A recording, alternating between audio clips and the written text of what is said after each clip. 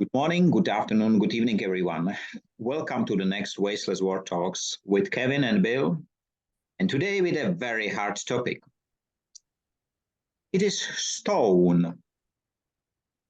Nothing than a stone. And my first question, I will start this today with you, Bill. What do you see in front of your eyes if you close them and I say stone?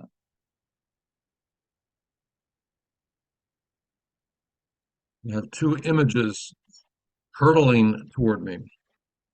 One is based on the word, but is the word stoned. And I don't know why stoned coming first. Honestly, I don't know.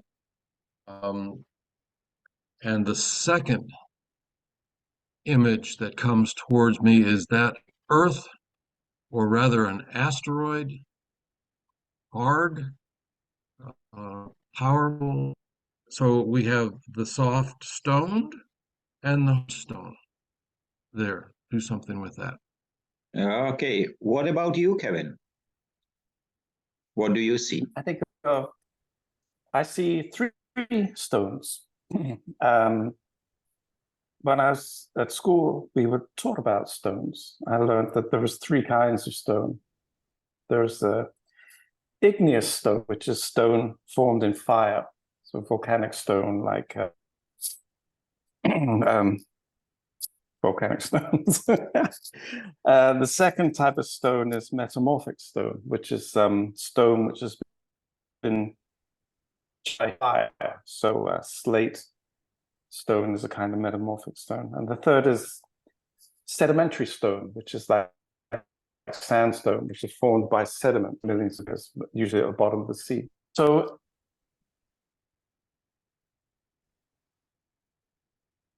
I'm a pain when I go on holiday. We're at the beach, I'm looking at the stones to see what kind of structure the base we're on, or the structure that the beach is based on, how it's formed, what kind of stone it is.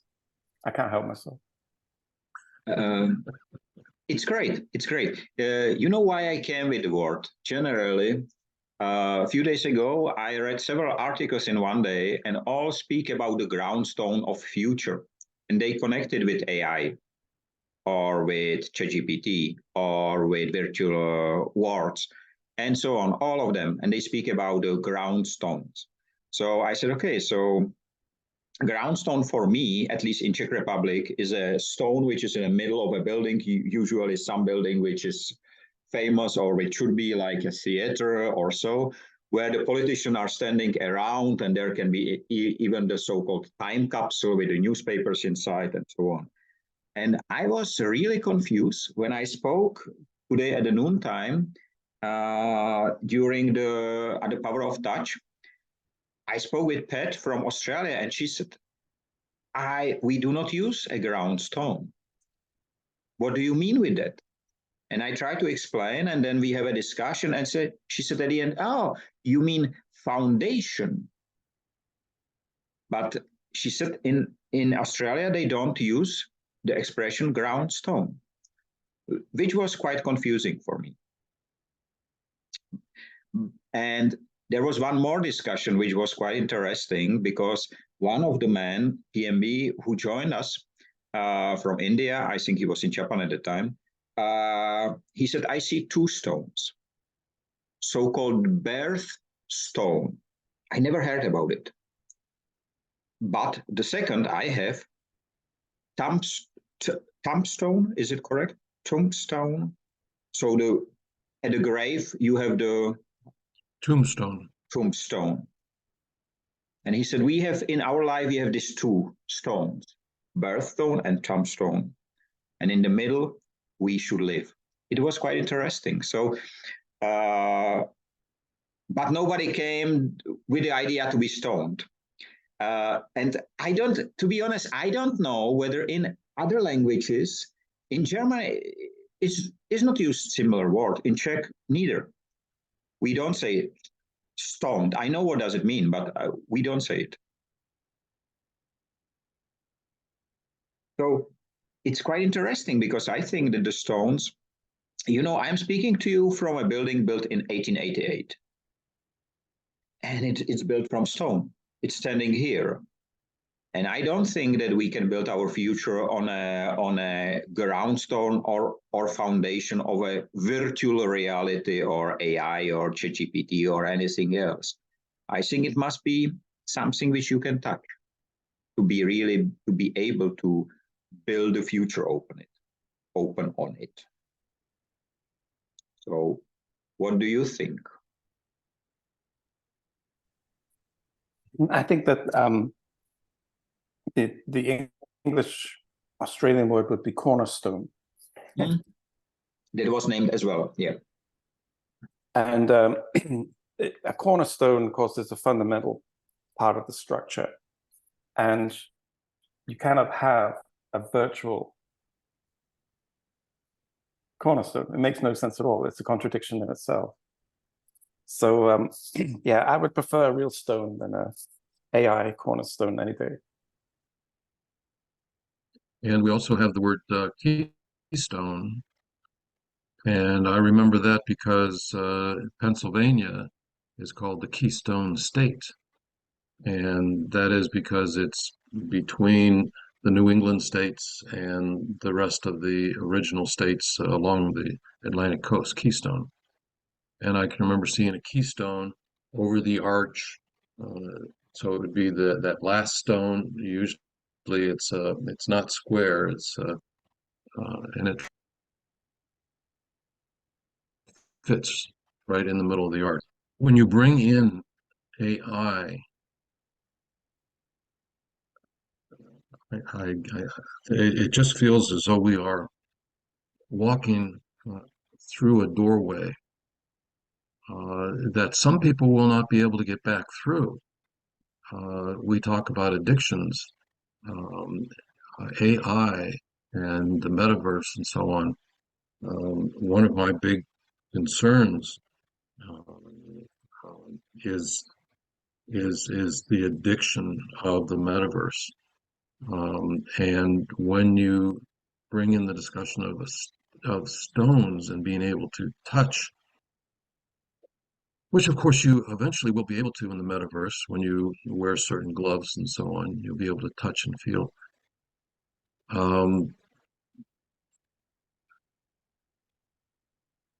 But going into this virtual world, you may not be able to come back. Too many people will not be able to come back. Too many people are addicted now to gambling or alcohol or whatever. But this is really going to mess with their brains. So stone may be something that future generations don't have experience with. I will say to your last sentence, if the future generation will not have experience with stones, there will be no future generation. That's my feeling.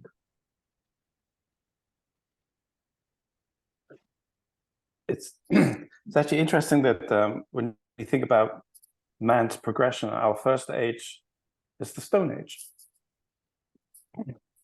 That's when we started using tools, using what is around us to enhance our lives.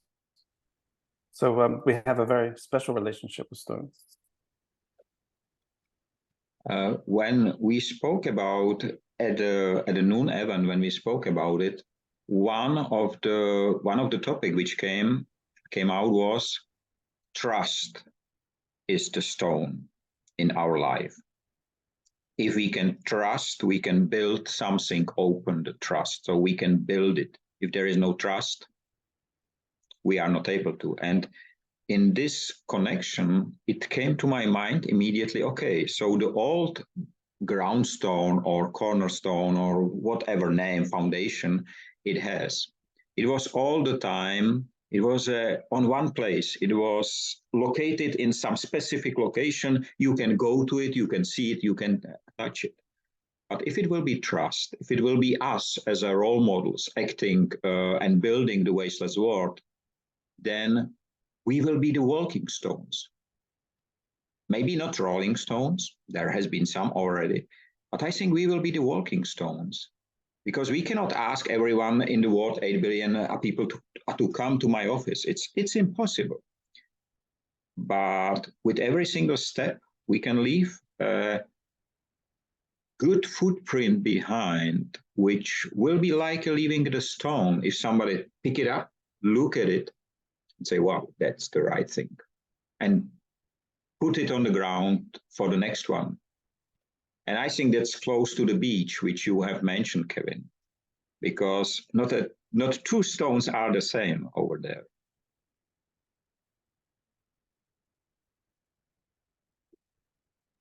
It's true. The most interesting stones on the beach are sandstone and stones like that, because you never know. There could always be a fossil inside it. It's remarkable that you can take something which is 50, 60 million years old, crack it open, and what was stone reveals a living creature, or once living creature, which is metamorphosed into whatever it is, some kind of silica, or it's just incredible.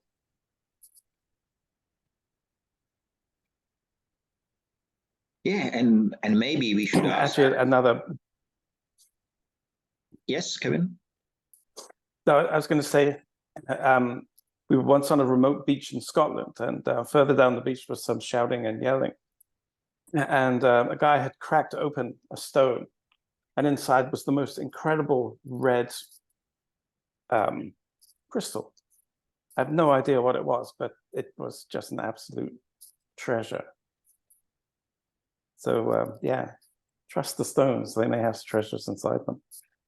When you mention the beach, Kevin, it brings to mind our beach here.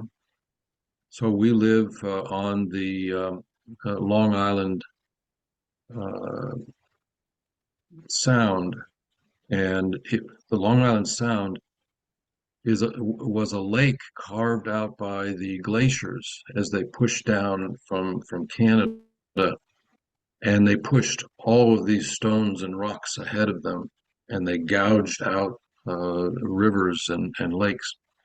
And so when the Stone Age, when the glaciers then receded, they left all these stones that had been pushed here from all over Canada, and they left them here. And in the beginning, when the glaciers receded, Long Island Sound was not open to the ocean. It was a lake. It was a freshwater lake. And at the end of it, up near Montauk in Massachusetts, was this pile of stones. And when that ice finally melted, then the salt water came in. But even as we walk along the beach now, we find all three of these kinds of stones that you mentioned, Kevin. I'm surprised that you remember those names. All different sorts of stones together, and so it's a real treat to walk along the beach and the variety of stones that are there, and so stones. I'm reminded then, because of the stones also move, and stones can move other things, can move whole continents and so on. It's the journey of a stone. They really do travel.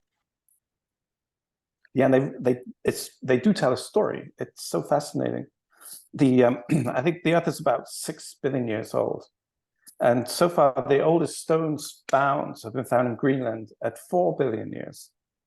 So nothing exists of the original rocks on the planet. But I mean, 4 billion years, that's an old stone. I have seen, and probably can be found on YouTube.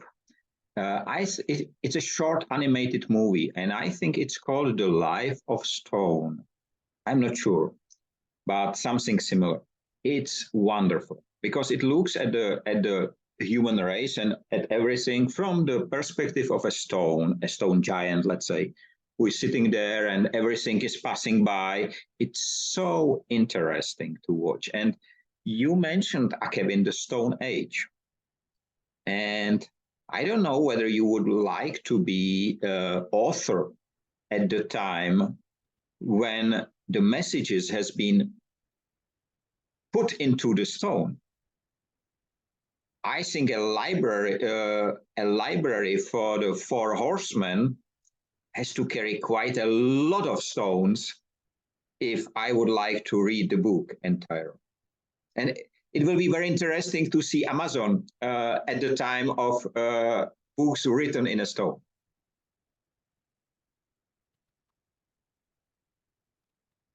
You can imagine the conditions in the warehouse would be even worse than they are now.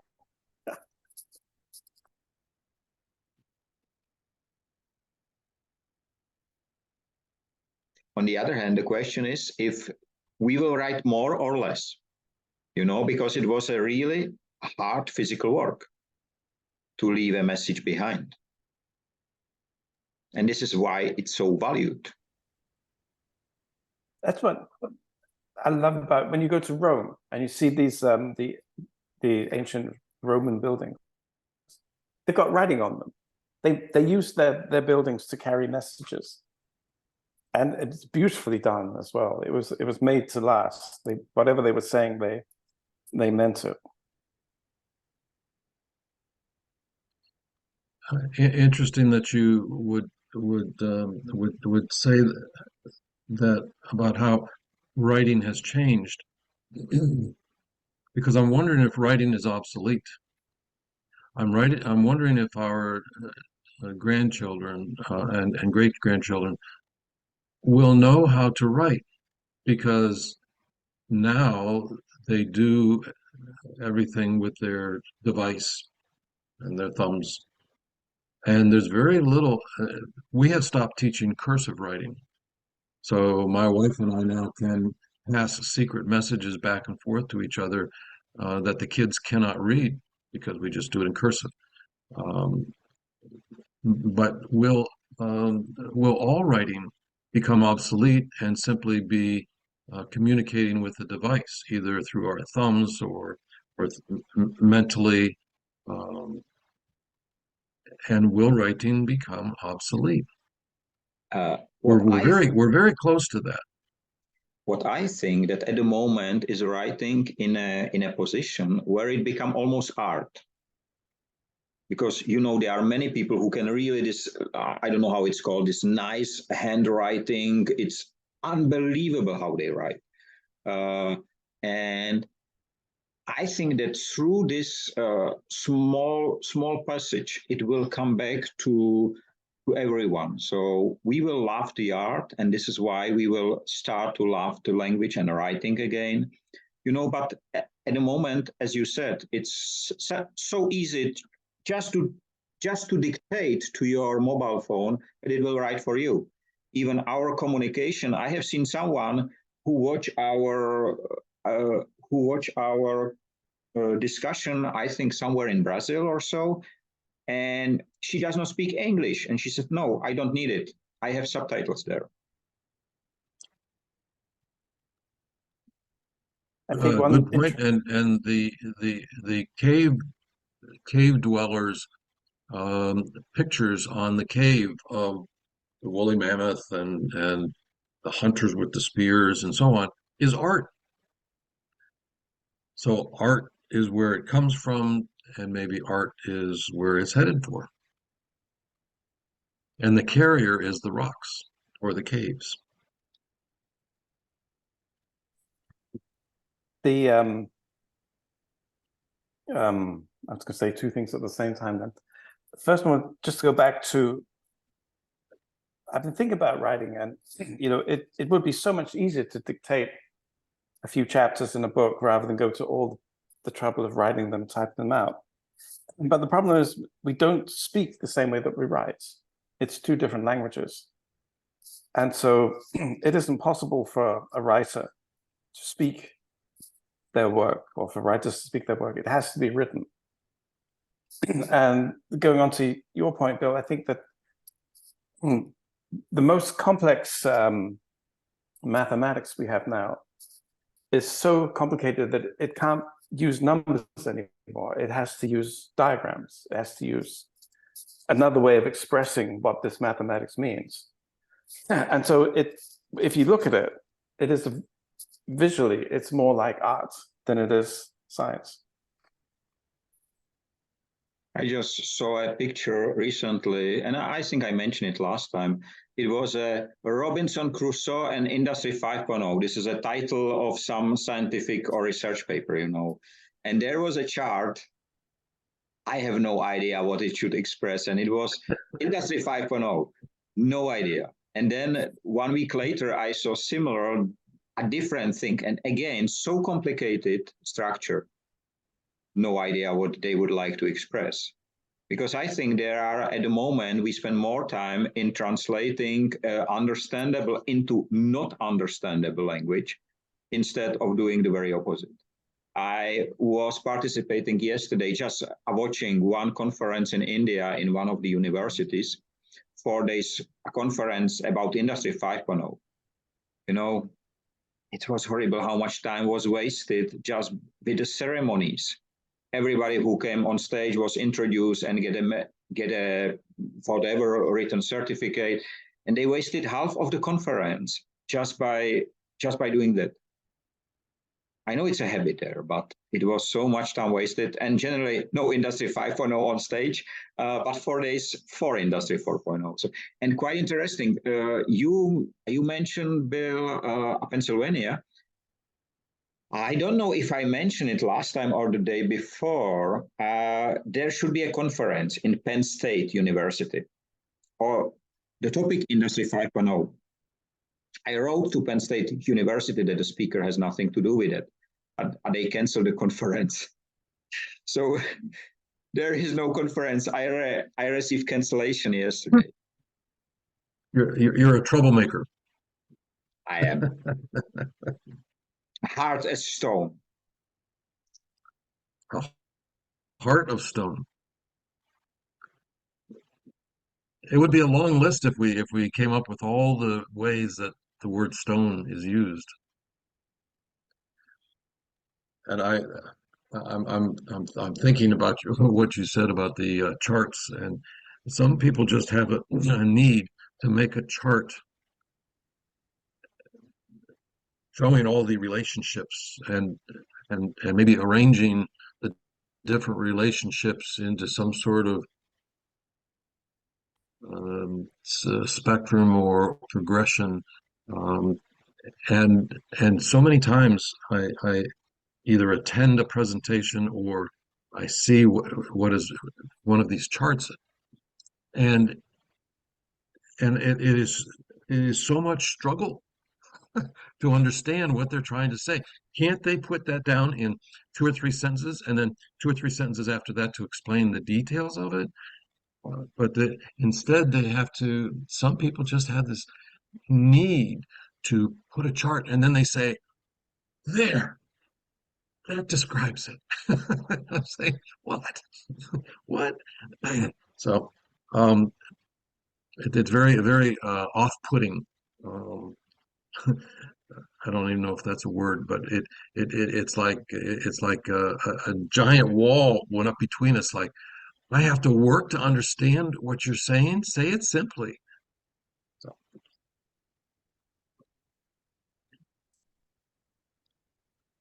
But we love to overcomplicate. oh, we do. Oh, we do. And then because I think we love to overthink. I think we get stuck on something, and then but look at this talk this morning about nothing. Somebody could accuse us of overthinking the word stone, right? But instead, I feel like we are laying open many layers of each of the topics, not overcomplicating. I think that we spend our lives trying to simplify and we concepts. We use bias, we use simplification because of all the inputs we get through the course of a day. And if we had to stop and think about every one of those, it's a real defense mechanism to simplify things. And then we oversimplify them. And then we forget where it came from. I love reading Shakespeare, for example, because 200 years ago, 300 years ago, he thought things from different perspectives. And you read it and it's amusing, it's insightful, it's just fun to read. It's actually interesting in the day-to-day job. So much of the work is international. We have to write in a simpler way than we would if it was just writing to someone who was came from the same place. It's both good and bad. I think it's really good to be able to keep things understandable, but on the other hand, it takes away some of the fun of writing, some of the personality that you can put into writing, even at the job, can become lost. Right, right. We spend so much time oversimplifying things so that we can be understood that we lose the beauty of it. Yeah. You know what I'm just now thinking? When I see in front of me somebody who have the hammer and stone the message in a stone, how long does it take for him to have the right wording? Because he cannot change it. When he once hit the stone, it will be there. So what was the share? Was it What if somebody says, "Oh, you spelled that wrong"? I think it's impressive. I think it was even 90-10. It was not Parrot, because he must really think deep, not only about the mistake in the how it was written, but even the message must be. He was writing, or she, I don't know, was writing for centuries because it was in stone. It was not for tomorrow newspaper and the next day is another newspaper. No, it was there. And you mentioned, Bill, the great houses in Greece, or Kevin, in Greece, where really the message is on the house. You do not want to live in a house where you change it every single week. So it's quite interesting. Quite interesting. So the guy or lady who is putting the message on the wall makes a misspelling. The world changes how to spell that word because now it's in stone. So that's the new way we spell it. I think one of the great things that these carvers did was that the writing must have come to them written by a quill.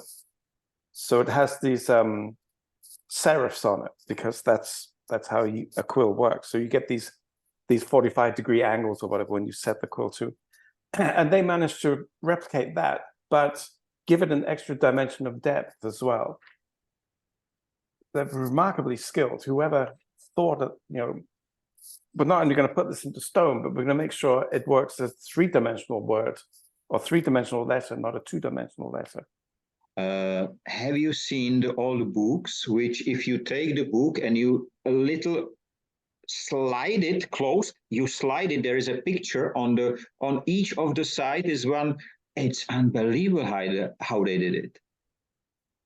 I have seen someone doing it today, some artist. That was so great. So the hidden message in a book without words, in a picture, with just you know how to move the sides and you will see the image. And that's the depth generally. Or I have seen old books or old unwanted books, let's say, like the Communist and so on, and they folded the sides to create something different, an image. Wonderful. And that's the depth generally. And I do remember it was one, I think it was some comedy or whatever. They tried to, on the street, they tried to hand over leaflets. I think it was Pierre Richard or someone else. And everybody who get it, just throw it away. And when he saw the fifth or tenth doing the same, before he handed over, he did exactly the same and handed over. And every single of the person opened it. That was great. And I'm just now I'm wondering if the climate conference and 78 United Nations Assembly is not doing exactly the same. So doing this and expecting us to unfold, because otherwise I don't know why they are meeting. The difference in my mind is if somebody were to hand me a crumpled up ball of paper, I have curiosity, and so that's why I'm going to open it. With the climate conference and so on, I don't have a lot of curiosity about that. It's the same repetitive. Kevin, you're turning me into a cynic. Yeah, the same repetitive con.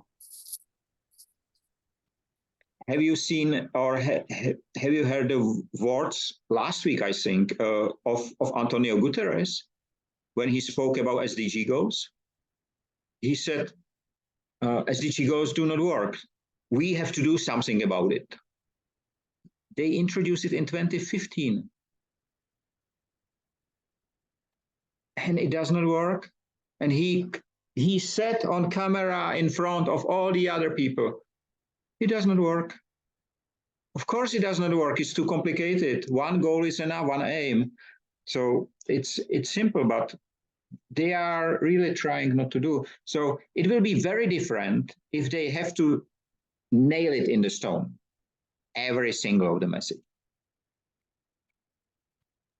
But meanwhile, I don't know if you saw this week the winter ice figures for Antarctica were published. And of course, they're the lowest ever recorded. I think last week was the deepest winter in Antarctica. And the ice just isn't forming. And so it's having an effect on emperor penguins and all sorts of other consequences. But I think that should be written in stone and put in the center of the UN to try and wake them up. I think that generally one advantage of writing in a stone is that you cannot so easily erase it or touch the button and it will disappear. No, it's quite a hard work to erase it. And the people who are lazy to write it, they will be even more lazy to erase it. So I think writing in a stone, it's very important. So this is why the stone is important. And this is why I'm happy that we have this topic today. I just imagined the cover graphics for the book Our Wasteless World. Our Wasteless World written in stone. We only have one SDG goal. We have only one aim. We don't have the SDG goals. SDG goals is name introduced by someone else 3 years after I introduced this one aim. And that's so important because it will never work, you know. If it's too much, there are 187 sub-goals. Even the people who invented do not know what is inside, you know. It's the same like with the SDG sense. But it was really, I was listening to Antonio Guterres. I don't do it so frequently, but it was his own tweet. So I was listening and he said, we should do something. It does not work. No. He said, you should do something, not we. He said, you should do something when he spoke to the people. Who do you think he was talking to? World leaders who exactly say the same words to the others. So it looks like a pyramid of orders, but the people who say never follow. These are the giants, you know. I just finished one of the giant chapter for the Wasteless World story. And we have 4 more minutes to go. Oh. I was just thinking, one thing that stone is responsible for is graffiti. The first graffiti artists, the first graffiti messengers carved their messages into stone. That's right. And I think, yeah, the Colosseum in Rome is covered in thousands of years of graffiti.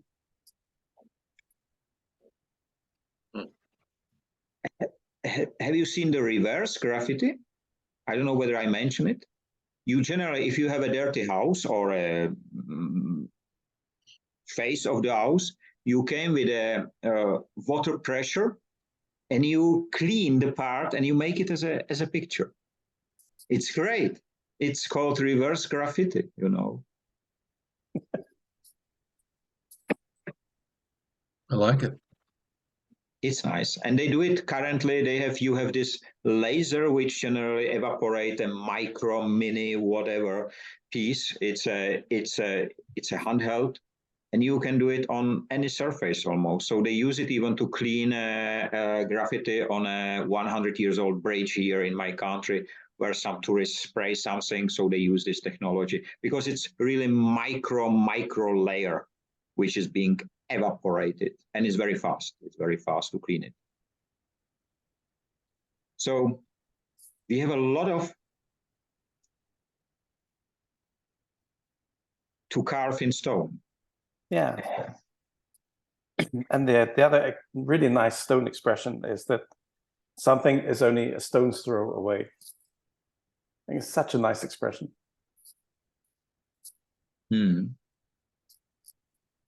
And what is interesting, if you throw the stone in the water, it's all the time does the circles. It does never a square, no matter how big the stone or how close you are to the bank. Every time it will be a circle.